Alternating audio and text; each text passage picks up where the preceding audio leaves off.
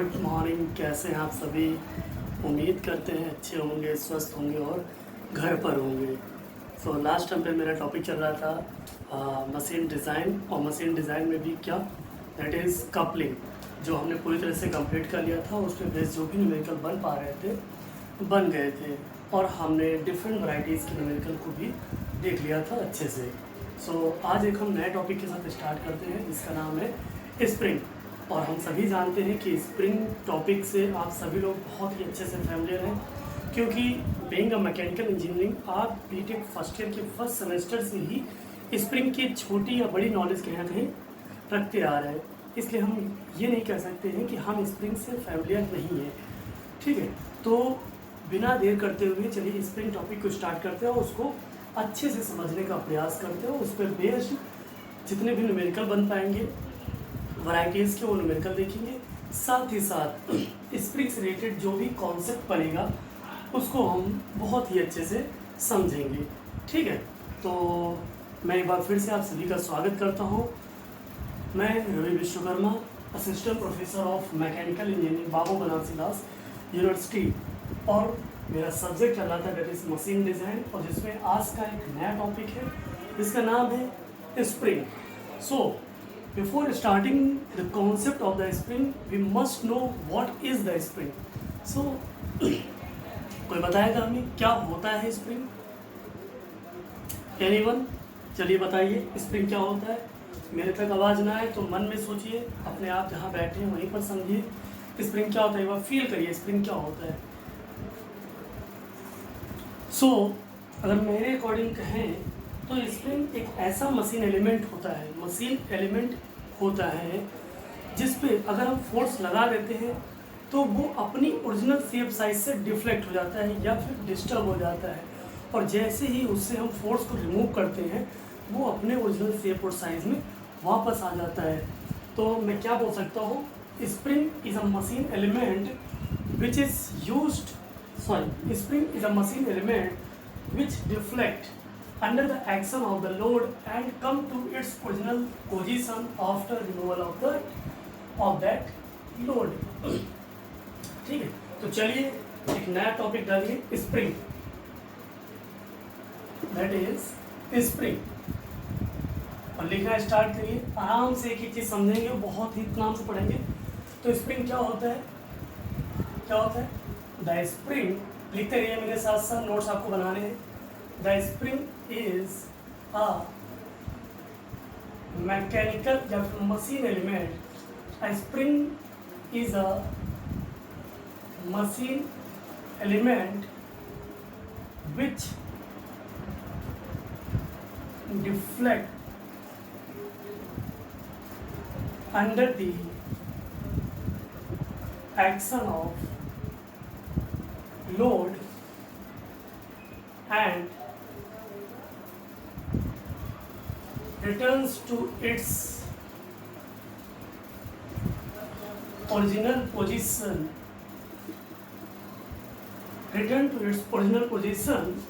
after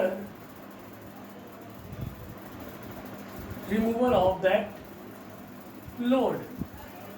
क्या आपको समझ में आया? देखिए मैं डायग्राम के माध्यम से एक समझाना चाह रहा हूँ। Considering this is the spring, ठीक है। अब इस स्प्रिंग के ऊपर हम कंप्रेशन लोड लगा देते हैं। If free load is applied on that spring and the nature of the load is compressible. इसको जब हम कंप्रेसिबल लोड लगाएंगे तो स्प्रिंग जो ये ओरिजिनल शेप अभी है, लेकिन लोड लगाने के बाद ये कुछ कंप्रेस होके कैसी बन जाएगी?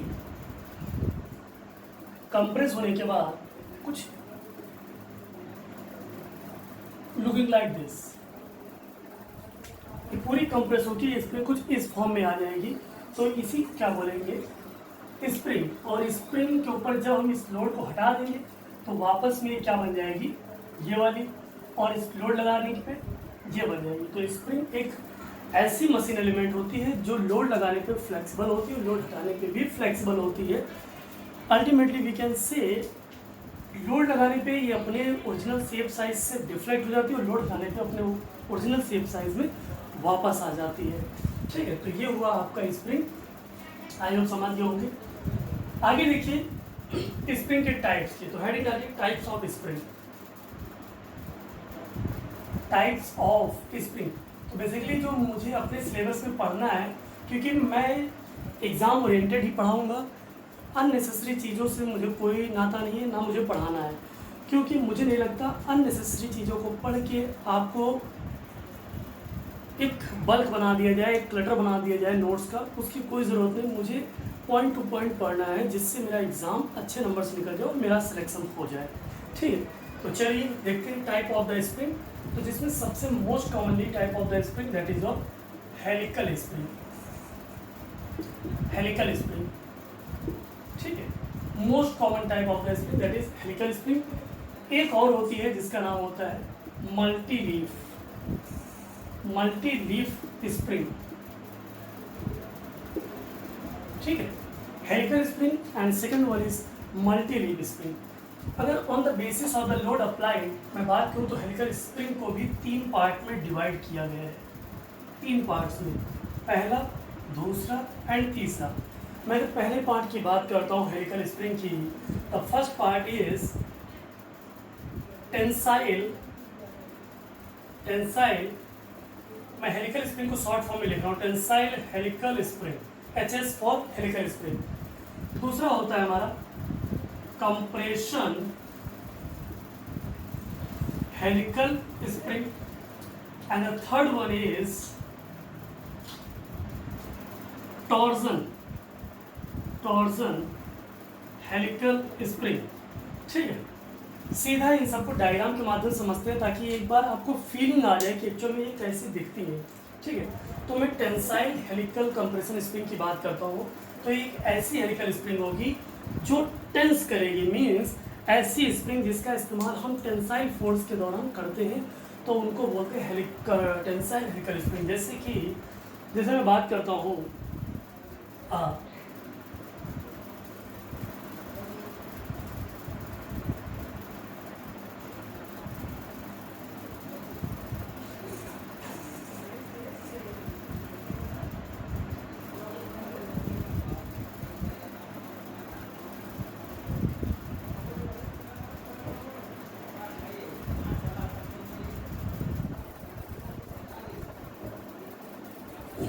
दिस इज एक ऐसी स्प्रिंग है जिसके ऊपर हम टेंसाइल फोर्स जब लगाते हैं तभी क्या करती है, एक्सटेंड करना स्टार्ट करती है। ठीक है, this is your tensile helical spring, sorry this is your compressor, गलत बन गया शायद, हाँ सही है, tensile helical spring. Now this is a diagram for compression helical spring. This is a diagram for compression helical spring. ठीक है, याद रखिएगा डायग्राम कंप्रेशन का है। देखिए इसके ऊपर जब हम कंप्रेसिव लोड अप्लाई करते हैं तब ये क्या करेगा, जब हम स्प्रिंग के ऊपर कंप्रेसिव लोड अप्लाई करना स्टार्ट करेंगे तो ये कंप्रेस करेगा, ये कंप्रेस करा और ये कंप्रेस किया, तो जब कंप्रेस करेगा तो इसी को क्या बोलेंगे, कंप्रेस्ड हेलिकल स्प्रिंग। आगे बात करते हैं जैसे कि टेंसाइल हेलिकल स्प्रिंग। आप लोग डायग्राम सही बनाइएगा, यहाँ थोड़ा डिस्टर्ब हो गया। टेंसाइल हेलिकल स्प्रिंग, तो देखिए टेंसाइल हेलिकल स्प्रिंग कैसी होती है।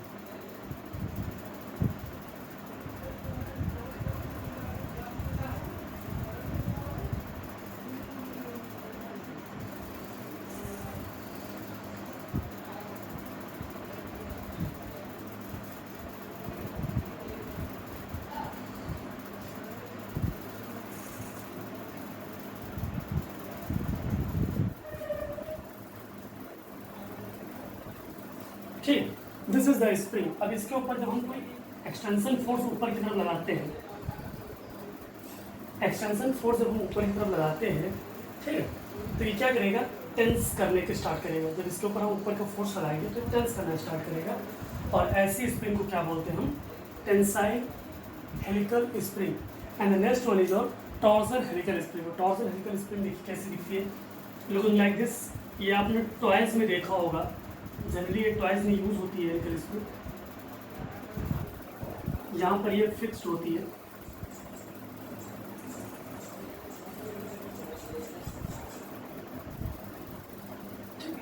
Looking like this is your torsion helical spring, जिसके ऊपर यहाँ पर कहीं लोड लगता है, दैट इज योर फोर्स। ठीक है, तो this is your compressor helical spring, tensile helical spring and torsion helical spring. आगे हम बात करते हैं मल्टी लीफ हेलिकल स्प्रिंग। तो मल्टी लीफ का बेसिकली आपने देखा होगा प्रैक्टिकल एग्जांपल, जैसे हैवी व्हीकल्स होते हैं, जैसे ट्रक हो गई, ट्रेन हो गई, उन सब में मल्टी लीफ हेलिकल स्प्रिंग का यूज़ करते हैं टू एब्जॉर्ब द जितने भी शॉक्स होते हैं या अचानक से रैंडम लोड जिसके ऊपर लगते हैं, उनको एब्जॉर्ब करने के लिए स्प्रिंग का यूज़ करते हैं। और वो स्प्रिंग कौन सी होती है आपकी, मल्टी लीफ स्प्रिंग। ठीक है, बेसिकली होता है क्या है, it is a series of plate जिनके ऊपर लोड ऐड करता है। देखिए कैसी वो दिखती है, लेकिन सीरीज ऑफ लोड्स होता है।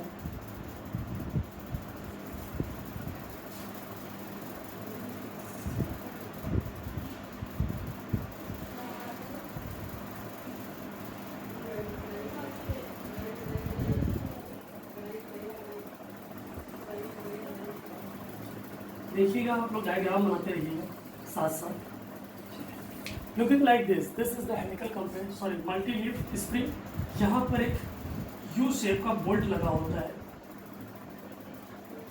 जिसके माध्यम से ये सारी चीजें कनेक्टेड होती हैं। ठीक है, अगर इसके ऊपर लोड, यहाँ से लोड अगर P लग रहा है, तो इधर लोड कितना लगे, P/2 and from here P/2। तो this is your multi leaf spring. Direct question इससे नहीं पूछे जाते हैं, बस ये जानने के लिए ज़रूरी है कि स्प्रिंग कितने टाइप्स की होती है और एक्चुअली मुझे पढ़ना कौन कौन सी स्प्रिंग है और पढ़ना है तो कैसी दिखती है। ठीक है, तो एक बार डायग्राम बना लीजिए सबका, फिर मैं आगे बढ़ता हूँ स्प्रिंग के और आगे पढ़ते हैं टर्मिनोलॉजी ऑफ द स्प्रिंग्स।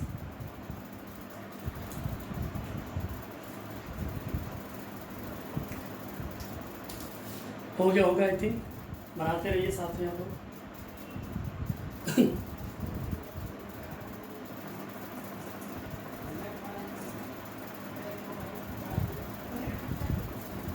चलिए आगे देखते हैं। हेडिंग डालिए terminology of the spring. Spring के कौन कौन से टर्म्स होते हैं, अब उनके बारे में समझते हैं। तो हेडिंग डालिए terminology of the springs.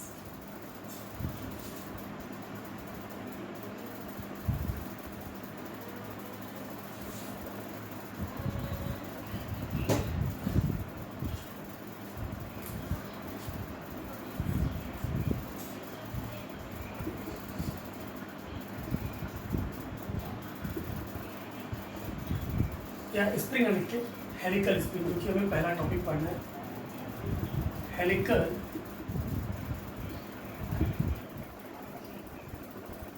Terminology of the helical spring. तो टर्मिनोलॉजी स्टार्ट करने से पहले डायग्राम बनाते हैं स्प्रिंग का।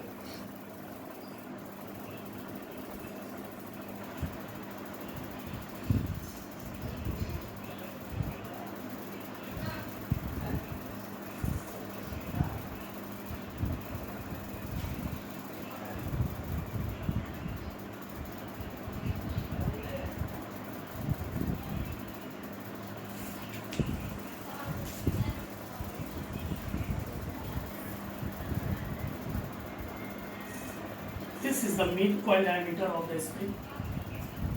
This one is the diameter of the spring wire.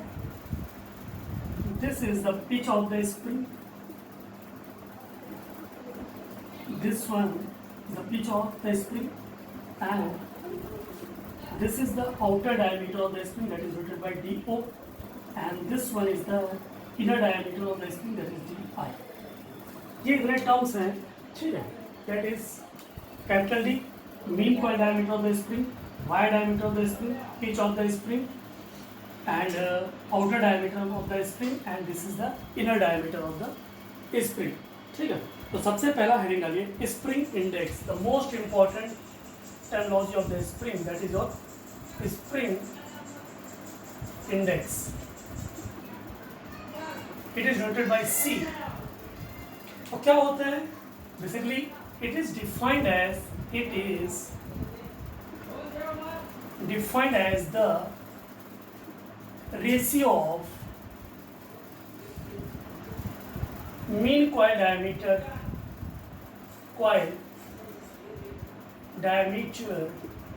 to the spring wire diameter. So क्या हुआ? C equals to mean coil diameter to the spring wire diameter is known as your spring index. अगर मैं इसकी units की बात करूँ तो spring index की कोई यूनिट नहीं होती, this is your unit length. तो इसको लिखिए, स्प्रिंग इंडेक्स क्या होता है? ये वो एक ऐसा टर्म होता है जो डिफाइंड होता है by the ratio of mean coil diameter to the wire diameter. ठीक है, ये हो गया. दूसरा टर्म है इसका, the second term of the helical spring, that is your solid length. Solid length देखिए, सॉलिड लेंथ क्या होती है? जब कोई स्प्रिंग पूरी तरह से, मैं एक बार डायग्राम बना के समझाता हूँ. जैसे कि दिस इज योर स्प्रिंग, इसकी अपनी कोई लेंथ है, दिस वन इज लेंथ. जब तक इसके ऊपर कोई फोर्स काम नहीं करता है तो इस लेंथ को हम क्या बोलते हैं? That is your free length of the spring. इस स्प्रिंग के ऊपर कोई फोर्स एक्ट नहीं कर रहा है, मीन्स ये अपनी ओरिजिनल शेप में है, अपने ओरिजिनल साइज में है. तो इस लेंथ की, इस स्प्रिंग की जो लेंथ होगी, at that time this length is known your free length, FL, free length. लेकिन अगर मैं इसके ऊपर एक लोड अप्लाई कर देता हूँ, that is your compressive load apply कर देता हूँ, तो इस केस में ये स्प्रिंग कुछ ऐसी बन जाएगी. That is called your solid length. Means एक ऐसी लेंथ कि इनकी दो एडजेसेंट कॉइल के बीच, एक ये एडजेसेंट कॉइल, एक ये कॉइल, मीन्स एक ऐसी स्प्रिंग जिनकी दो एडजेसेंट कॉइल के बीच 1 mm की भी डिस्टेंस हो, मीन्स एकदम एक दूसरे से चिपकी हो या फिर उनके बीच की डिस्टेंस 0 हो, तो उस समय जो स्प्रिंग की लेंथ कहलाती है, वही लेंथ क्या कहलाती है? आपकी सॉलिड लेंथ. मीन्स जब हम फ्री लेंथ के ऊपर लोड अप्लाई कर देते हैं और लोड अप्लाई करने के बाद हम इतना मैक्सिमम लोड अप्लाई कर देते हैं कि वो उनके हर एक जो एडजेसेंट कॉइल है एक दूसरे से चिपक जाते हैं, मीन्स 0 डिस्टेंस. और उसके बाद जो स्प्रिंग की लेंथ निकलती है, उस लेंथ को बोलते हैं हम सॉलिड लेंथ. ठीक है, तो यही आपका सेकेंड टॉपिक है, या सेकेंड हेडिंग डालिए, सॉलिड लेंथ. Solid length. चलिए, क्या होगा?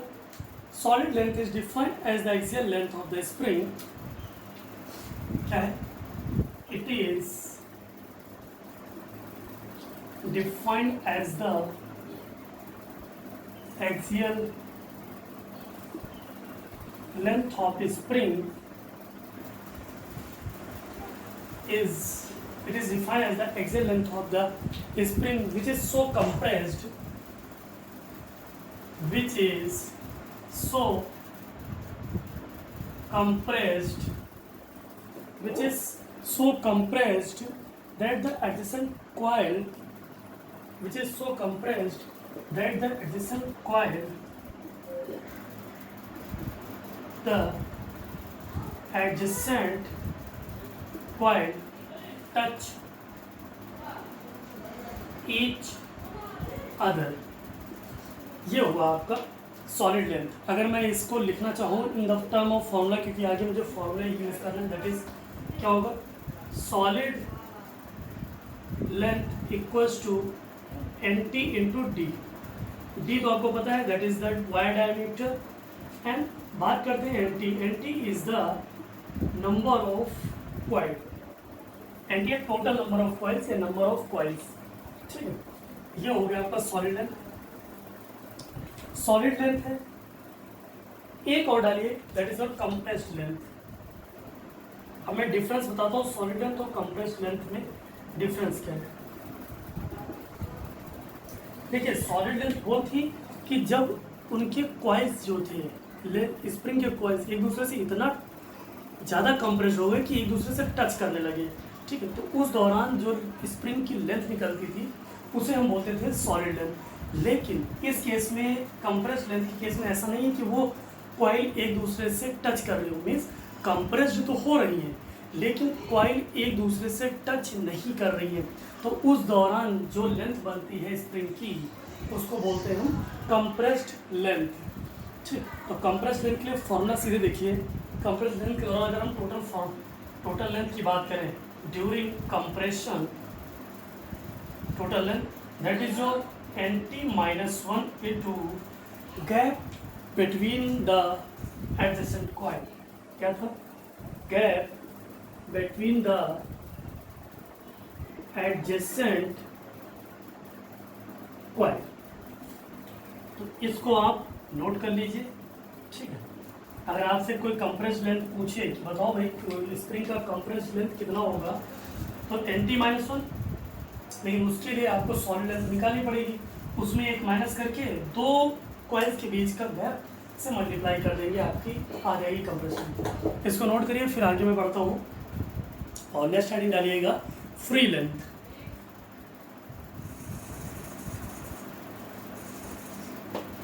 नोट करिए, फिर आगे बढ़ते हैं फ्री लेंथ की तरफ। ठीक है,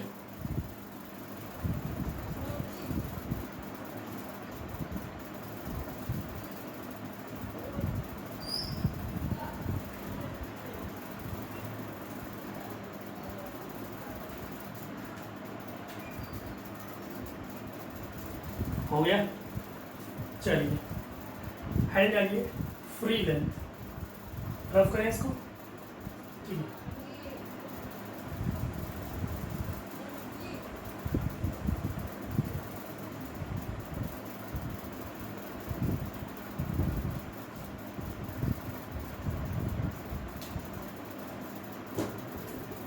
पिच। नेक्स्ट हेड डालिए, चौथा टर्म है आपका फ्री लेंथ। तो ये भी क्या है? It is defined as the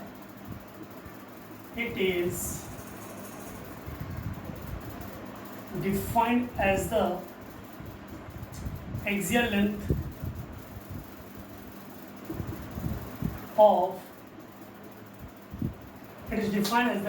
of the spring,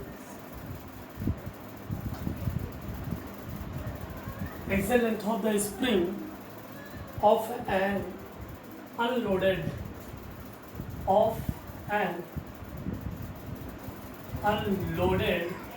helical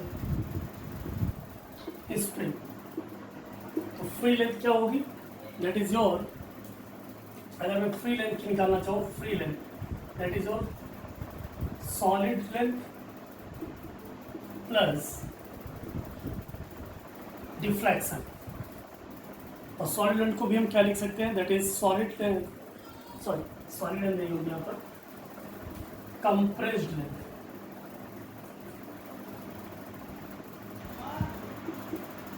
plus deflection. और compressed length is the sum of solid length और क्या होता था इसके साथ? Total axial gap plus total axial gap plus deflection, और this is called your free length. ठीक है, चलिए नोट करिए और नेक्स्ट टर्म लिखिए, that is your pitch of the coil.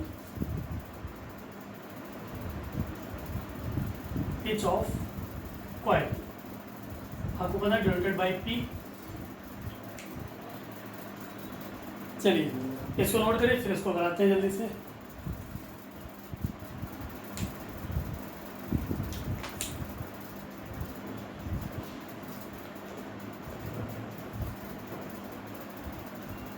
चलिए देखिए, it is defined as the axial distance between the adjacent coil. It is defined as the axial distance between the adjacent coil in uncompressed spring, in uncompressed helical spring। तो क्या होता है? That is what H is equal to, that is of free length. Formula याद रखिएगा, free length upon total number of coil minus 1, that is your pitch of the spring. इसको लिखिए। Last एक और टर्म बचा है, that is your stiffness of the spring.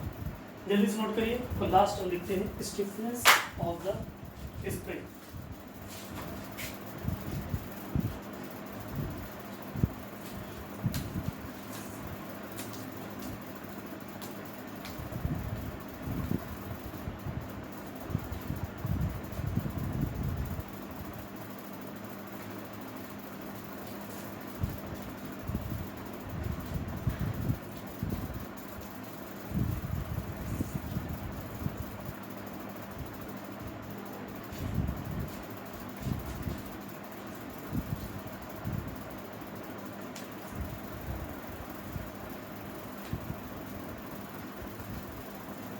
चलिए लिखिए last stiffness of the spring, and that is the most important terminology of the spring.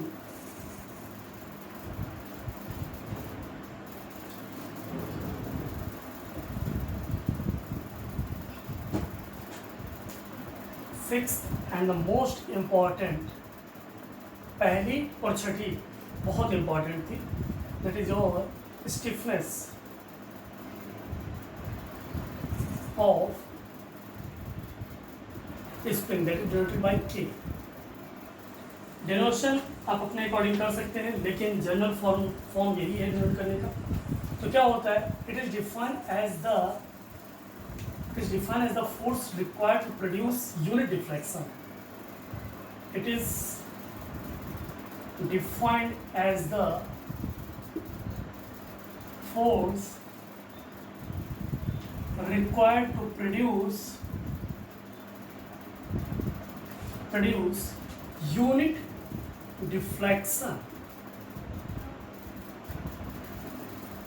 means एक ऐसे फोर्स की रिक्वायरमेंट है जो यूनिट डिफ्लेक्शन उसको प्रोवाइड करते हैं, उसी को क्या बोलते हैं, स्टिफनेस ऑफ द स्प्रिंग। अगर मैं इसकी यूनिट की बात करता हूँ तो दैट इज योर न्यूटन पर mm,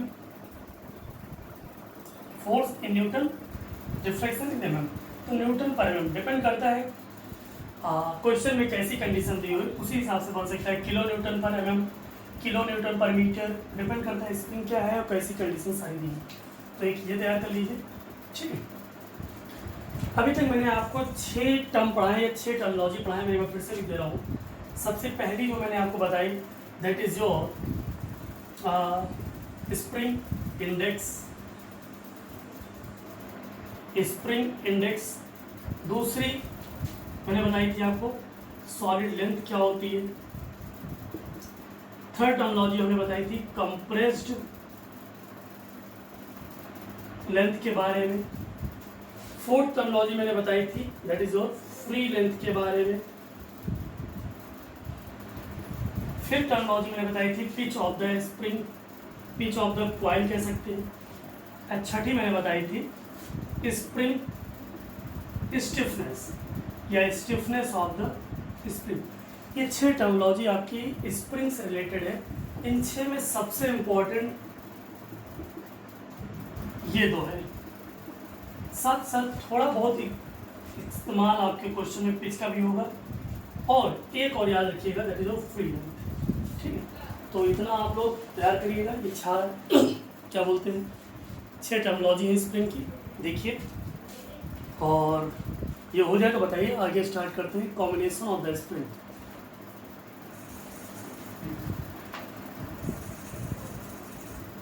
सीरीज कनेक्शन पढ़ते हैं और पहला कनेक्शन पढ़ते हैं, या कह सकते हैं कनेक्शंस ऑफ द स्प्रिंग। तो आई होप हो गया होगा, तो इसको रफ करते हैं।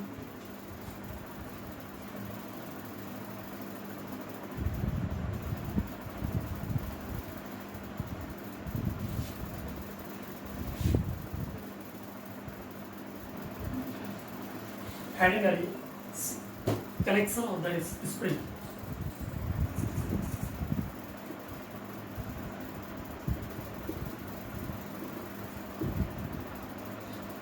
सबसे पहला आता है that is your series connection. ये सब आप सभी लोग 100 में पढ़ चुके हैं, ठीक है, लेकिन फिर भी मैं पढ़ा दे रहा हूँ। सीरीज कनेक्शन क्या होता है देखिए।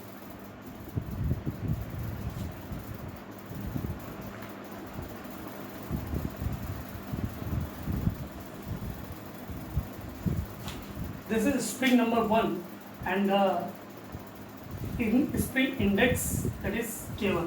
Sorry, stiffness of the spring for spring number 1 is K1 and stiffness of the spring for the spring number 2, that is of K2. We know that in series connection the force transfer from one series, अगर मैं यहाँ पर force लगा रहा हूँ that is और P1, तो यहाँ तक क्या आ जाएगा, P ही आ जाएगा, ठीक है। तो मैं बात करता हूँ P इक्वल्स टू होगा P1 equals to P2, means series connection में फोर्स अगर किसी भी स्प्रिंग पे लगाया जा रहा है तो दोनों स्प्रिंग पे, नंबर ऑफ स्प्रिंग्स पे फोर्स वही ट्रांसमिट होता है जो पहली स्प्रिंग पे लगा हो। लेकिन अगर मैं डिफ्लेक्शन की बात करता हूँ, deflection in series number 1 is not equals to series number 2 is not equals to whole deflection, ठीक है, in case of series connection. तो ये मेजर पॉइंट है, इसकी याद रखिएगा। देखिए अब मैं आगे की चीज़ें बताता हूँ, ठीक है। तो डिफ्लेक्शन हुआ कैसे, तो एक्चुअल में डिफ्लेक्शन, जो टोटल डिफ्लेक्शन आएगा, टोटल डिफ्लेक्शन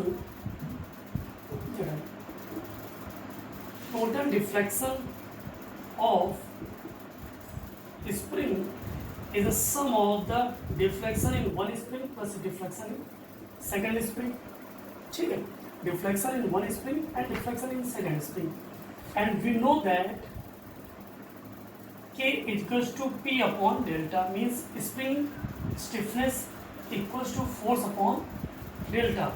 तो मैं यहाँ से अगर डेल्टा निकालना चाहता हूँ, if I am going to find out the delta, तो delta equals to P upon K, ठीक है। तो यहाँ पर मैं लिख देता हूँ delta equals to P by K which is equals to P upon delta 1 K1 plus P1 upon P2 upon K2, but P1 equals to P2 equals to P है, तो यहाँ पर क्या हो जाएगा, P upon K equals to P upon K1 plus P upon K2। यहाँ इसके आगे इधर देखिए, ठीक है, यहाँ से देखिए P कैंसिल आउट हो जाएगा, that is 1 upon K equals to 1 upon K1 plus 1 upon K2। This is the series connection of the spring, याद रखिएगा इसको। हालांकि इस्तेमाल बहुत रेयर है इसका, क्योंकि हम लोग यहाँ पर इसके बारे में नहीं पढ़ने आए हैं, बेसिकली हम लोग डिज़ाइन करेंगे स्प्रिंग की। ये सारी चीज़ें तो आप लोग इससे प्रीवियस सेमेस्टर में पढ़ चुके हैं, और दैट इज आई थिंक सोम में पढ़ चुके होंगे। इसको करिए और करने के बाद बताइए, फिर मैं दूसरा स्टार्ट करता हूँ, parallel connection.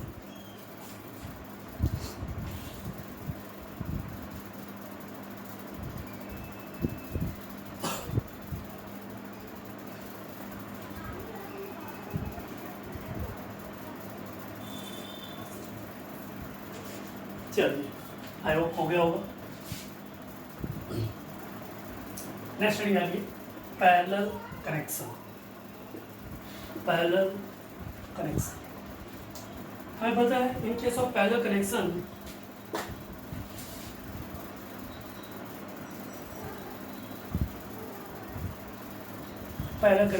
in case of parallel connection, the deflection in each spring is same, but the force transfer in each spring is not same. K1 and K2. In case of parallel spring, deflection in each spring is equals to the total deflection, but the force in each spring is not equals to, just opposite है आपके series connection से। तो देखिए क्या होगा फिर, जो total force होगा, total force applied, so the total force applied क्या होगा, that is your P equals to P1 plus P2 होगा। हमें पता है K equals to P by delta, तो P equals to K into delta, यहाँ से इसको रख सकते हैं, तो K delta equals to K1 delta 1 plus K2 delta 2। Is it clear? लेकिन हम सभी जानते हैं डेल्टा 1 इक्वल है डेल्टा 2 के इक्वल है डेल्टा के, तो यहाँ पर K delta equals to K1 delta plus K2 delta, यहाँ से delta delta delta cancel out, क्या आएगा K1 plus K2। This is the formula for parallel connection. Note कर लीजिए जल्दी से, फिर आगे देखते हैं क्या करना है।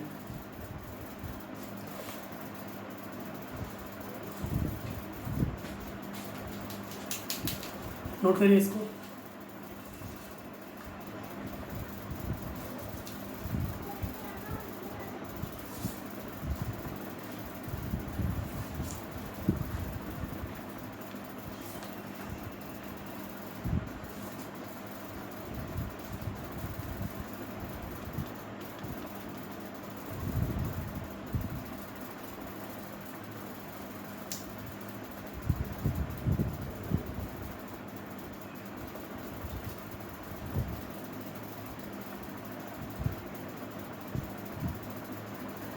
हो गया?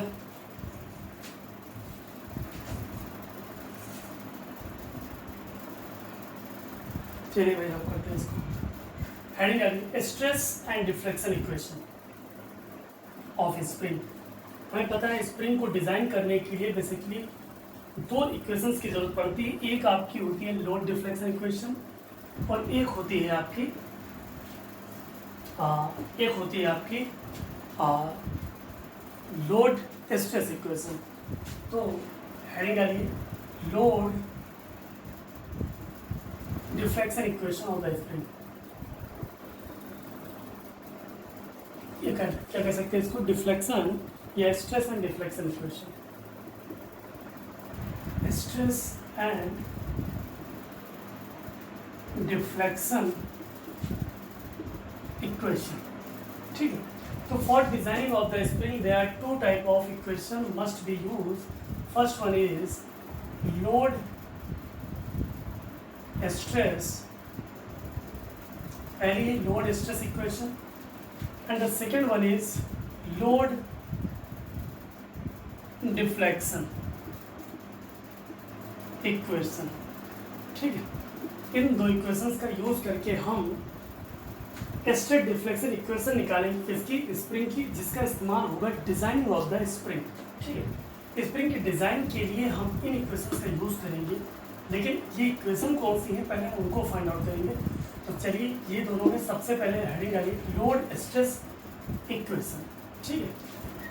देखिए मैं क्या कहना चाह रहा हूँ कि अगर कोई स्प्रिंग है, ठीक है, अगर कोई स्प्रिंग को मैं दोनों उनकी इन पॉइंट से पकड़ के खींच दूँ, अगर दोनों स्प्रिंग को उनकी एंड पॉइंट से मैं खींच देता हूं तो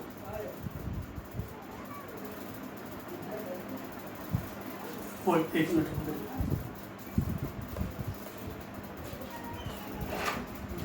चलो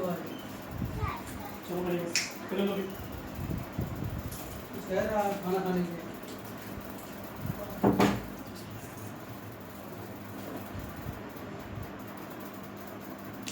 सॉरी फॉर डिस्टर्ब, ये बच्चा आ गया था, क्या करें बेटा, घर में पढ़ाना होता है आप लोग के लिए।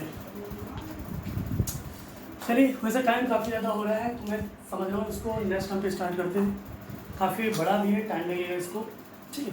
तो आज के लिए इतना ही रख रहे हैं और थोड़ा माइंड भी डिस्टर्ब हो गया है, ठीक। सो आज के लिए इतना ही रख रहे हैं, आप सभी लोग पढ़िएगा जितना मैंने अभी तक पढ़ाया है। अभी कोई न्यूमेरिकल नहीं कराया, अभी तो कॉन्सेप्ट ही चल रहे हैं, पहले कॉन्सेप्ट क्लियर कर ले फिर न्यूमेरिकल बहुत आसानी से हो जाएगा, ठीक है।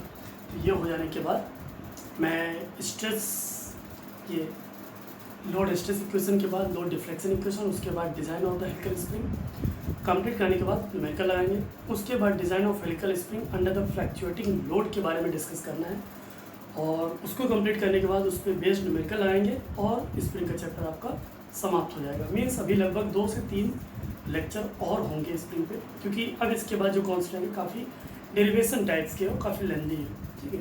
मैं चाहूँ तो डायरेक्ट फार्मूला लिख सकता हूँ, लेकिन उसका कोई मतलब नहीं जब तक आपको समझ में ना आए कि ये डायरेक्ट फार्मूला आया कहाँ से। ठीक है, हालांकि आपके डिज़ाइन डेटा बुक में हर एक फार्मूला दिया हुआ है, बस आपको देखने की आवश्यकता है और वो मैं सिखा दूंगा अगर आप लोग डाटा बुक खोल के बैठेंगे तो। अदरवाइज़ देखिए, ऐसा कोई अभी तक इंस्ट्रूमेंट नहीं बना है, ऐसी कोई डिवाइस नहीं बनी है जो कोई चीज़ बिना पढ़े आपको समझ में आ जाए। या फिर जैसे फॉर एग्जांपल आप मैथ के क्वेश्चन लगाते हो, तो ऐसी कोई अभी तक टेक्नोलॉजी नहीं बनी है कि कोई क्वेश्चन आप मैथ का पढ़े ना और उसका सलूशन आप ले आए। मीन्स आपको उस क्वेश्चन को पढ़ना ही पड़ेगा और पढ़ने के बाद ही आप उसको सॉल्व कर पाएंगे। ठीक है, तो उसी तरह इसमें भी है, जब तक आप समझ ना जाएं कि ये चीज़ें आई कहाँ से, उसके बाद तो न्यूमेरिकल तो जुड़ जाते हैं। ठीक है, तो चलिए फिर आज के लिए इतना ही। आप लोग पढ़िएगा, समझिएगा और कोई डाउट्स हो तो आगे पूछिएगा। चलिए फिर, जय हिंद, जय भारत, चलते हैं, नमस्कार।